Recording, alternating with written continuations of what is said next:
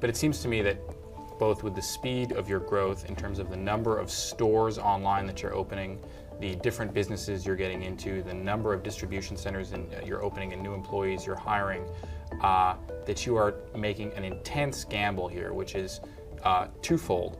One, that you can run this number of businesses, different businesses, well, and two, that you can make money by selling vast volumes of product at essentially razor-thin profit margins.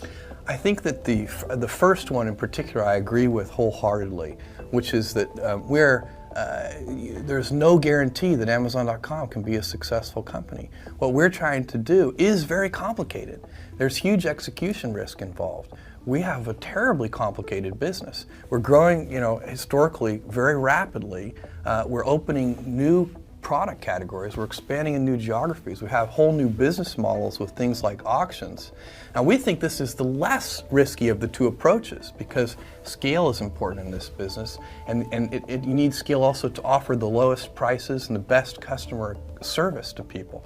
So scale is important to us, and we're going to go after that kind of scale. But it does mean that the executional challenges are huge.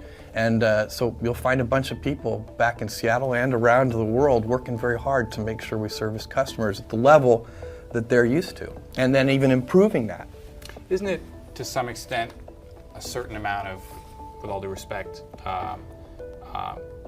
corporate arrogance to assume that you can come into these businesses, which you have no experience in, and virtually overnight enter a huge variety of different businesses and become the best in those businesses and the market leader in those businesses and execute those well when there are other companies that have been running these types of businesses for decades, if not more? I don't think so. So when we first started selling books 4 years ago, everybody said, look, you're just computer guys, you don't know anything about selling books. And that was true, but we really cared about customers, and now we know a lot about books.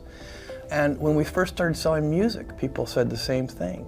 But we hired the right people. So we don't do this in a vacuum. We go out and hire the best industry experts in each of these categories. That's the same with toys and electronics. So, we take this very seriously. We take the commitment to the customer very seriously. And we're not about to release something or announce something